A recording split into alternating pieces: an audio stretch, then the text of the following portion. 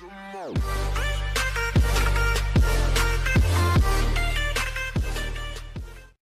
teman-teman, berjumpa lagi dengan channel saya Pojok Omah.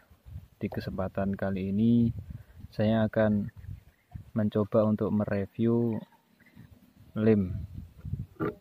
Biasa kita kenal dengan lem kuning atau lem Raja Wali terkenalnya. Yang pertama, fungsi dari lem ini sendiri. Nah, kebetulan saya punya ini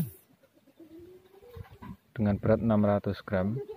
Kalau di tokonya sih saya bilang 1 liter dikasih yang segini, karena yang di pasaran itu tidak dijual literan, biasanya dijual kiloan.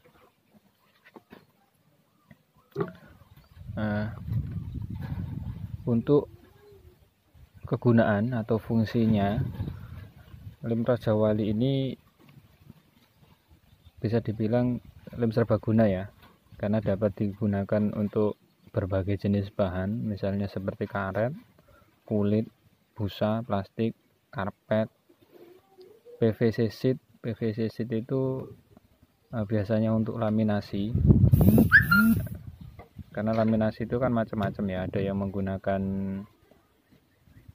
HPL, ada yang menggunakan PVC sheet, ada yang dekonsit, ada yang pakai kertas shift, jadi macam-macam. Nah, ini bisa digunakan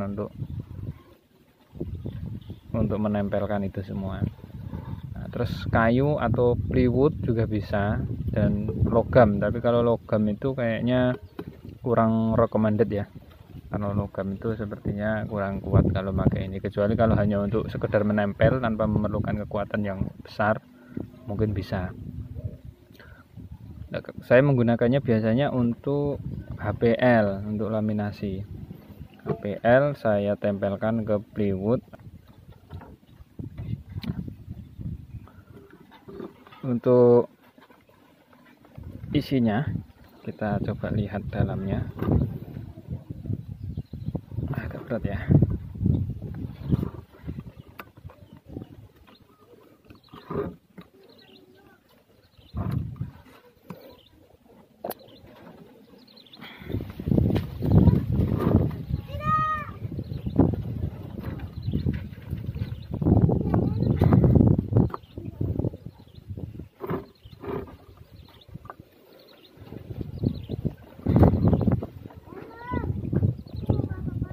Keras ya.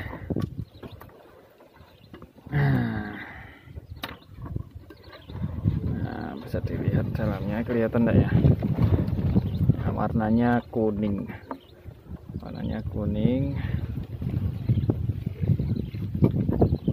seperti ini. Udah kelihatan ya, kita cek. Nah, seperti ini warnanya, jadi kuning.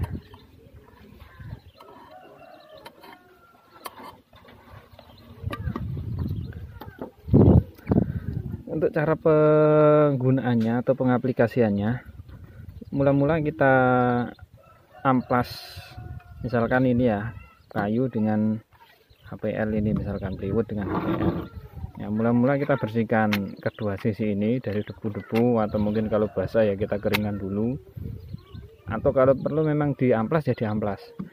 Misalnya seperti ketika kita mau menempelkan kertas shift atau dekonsit, karena materialnya itu tipis sekali dan hampir seperti kertas. Saya ralat ya, kalau kertas shift itu biasanya dari sananya sudah ada lemnya, jadi kita tidak perlu menggunakan lem ini, mohon maaf. Jadi misalkan seperti dekonsit, karena dia bahannya tipis, kalau medianya ini tidak kita amplas dulu, kita haluskan dulu. Nah, biasanya nanti begitu kita tempel ada muncul ketidakrataannya itu.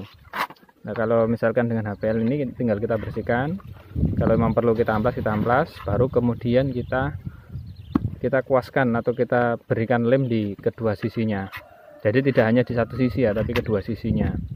Nah, setelah kita kasih lem, kita tunggu, kita biarkan sekitar 10-20 menit di suhu ruangan. Kalau di luar ya mungkin sekitar 10 menit sudah kering lah.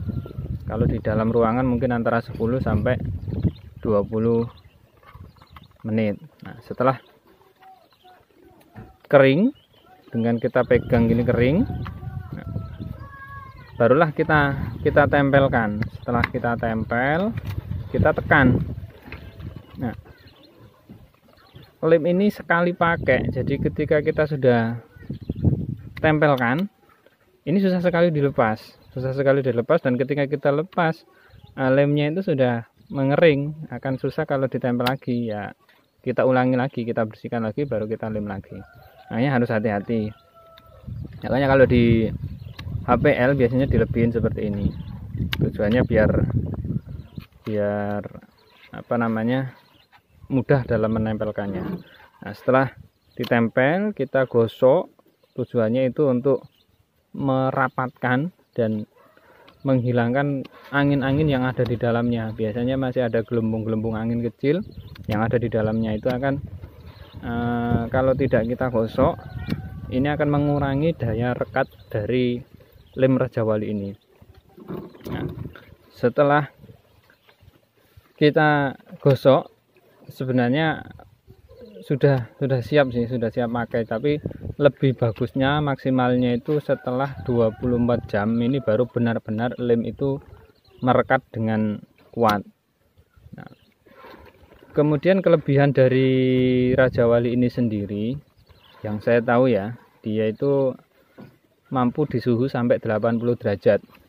Jadi ketika kita membuat furnitur yang kita gunakan di daerah-daerah yang panas atau tempat-tempat yang panas, misalkan kita membuat kitchen set untuk di area dapur, nah biasanya itu terutama yang di bagian atasnya kompor itu kan suhunya panas itu ya, karena terkena hawa dari kompor. Nah, ini masih tahan, lem Raja Wali ini masih tahan. Ini salah satu kelebihannya. Terus untuk safety-nya, untuk keamanannya, nah, yang pertama, ini salah satu produk yang mudah terbakar karena dia pengencerannya itu menggunakan neosol. Jadi seandainya kering, ini sebenarnya bisa diencer lagi dengan menggunakan neosol. Karena ini mudah terbakar, jadi hati-hati dalam penyimpanannya, jangan disimpan di tempat yang mudah terbakar. Terus jangan di tempat-tempat yang mudah dijangkau oleh anak-anak. Nah, baiklah teman-teman, demikian tadi review lem Raja Wali yang bisa saya sampaikan. Mungkin ada tambahan-tambahan dari teman-teman semua, bisa ditulis di kolom komentar. Dan jika ada saran atau kritiknya juga bisa ditulis di kolom komentar. Demikian juga bila teman-teman belum mensubscribe, silakan untuk ditekan tombol subscribe-nya. Demikian dari saya. Salam untuk seluruh tetangga Nusantara. Salam pojok omah.